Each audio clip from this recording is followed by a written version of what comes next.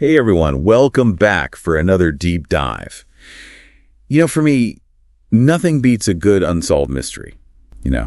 Those cases that just stick with you, the ones that make you think what really happened. Absolutely, the ones that leave you searching for answers. Exactly, and that's exactly what we're doing today, diving into a case that has baffled investigators for decades, the Alphabet murders. A case that really gripped Rochester, New York back in the 70s, and honestly, it's one that continues to fascinate people to this day. 3 young girls murdered, and each of their initials matched the first letter of the town where they were found. A truly chilling pattern, and even after all these years, it remains unsolved. Which just adds to the mystery, right? Right. So for those who might not be familiar with this case, let's set the stage a little bit. We're talking about Rochester, New York, between 1971 and 1973. A time when fear really permeated the community. Absolutely.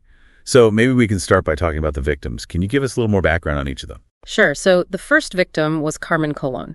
She was just 10 years old when she was found murdered in Churchville, New York. Churchville, starting with a C, just like Carmen. Right. Then about 2 years later, Wanda Walkowitz, who was 11, was abducted while walking home from school. Just unimaginable. Every parent's worst nightmare. Absolutely. And tragically, her body was later found in Webster. Oh, wow. And then, in 1973, 10-year-old Michelle Maenza disappeared. She was missing for 2 days before her body was discovered in Macedon. Macedon. It's a pattern that's impossible to ignore.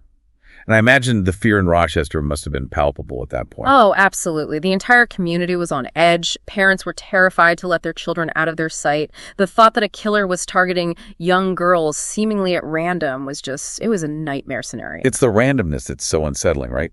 No apparent connection between the victims, other than this alphabetical pattern. Did the police have any leads at the time? They investigated countless leads, followed up on hundreds of tips, but nothing seemed to pan out.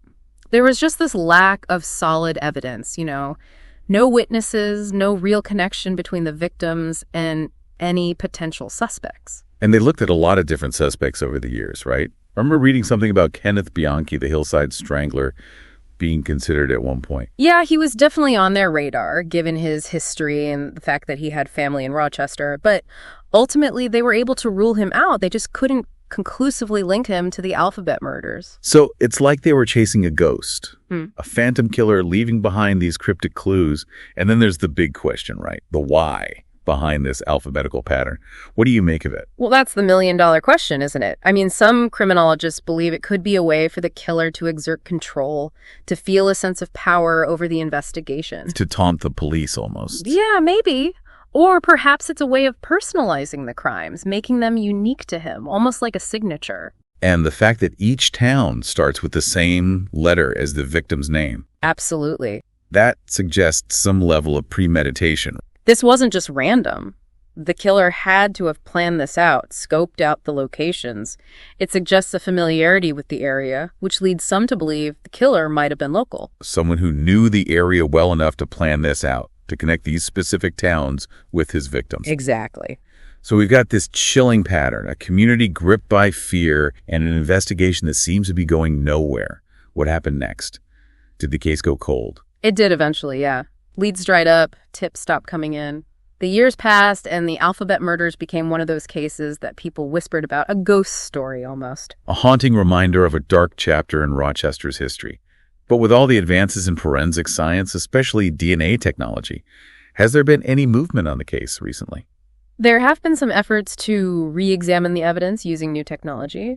DNA testing, for example, could be a game changer if they were able to extract DNA from any of the evidence they collected back then. It could potentially lead to a match in a database, identify the killer, or at least narrow down the possibilities. Exactly. It's a long shot, but it's a possibility.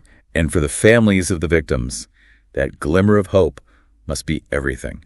To finally have some answers, some closure after all these years. I think that's what keeps so many people fascinated by cold cases like this.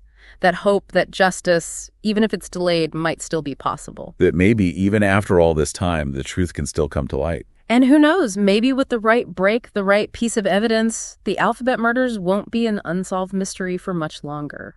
Well, that about wraps up our deep dive into the Alphabet murders, a case that continues to haunt Rochester and fascinate true crime enthusiasts like ourselves. I mean, what are your thoughts? What direction would you take the investigation if you were in charge? It really makes you think, doesn't it? It really does. It just goes to show sometimes the most perplexing mysteries are the ones closest to home. Until next time, keep those theories coming.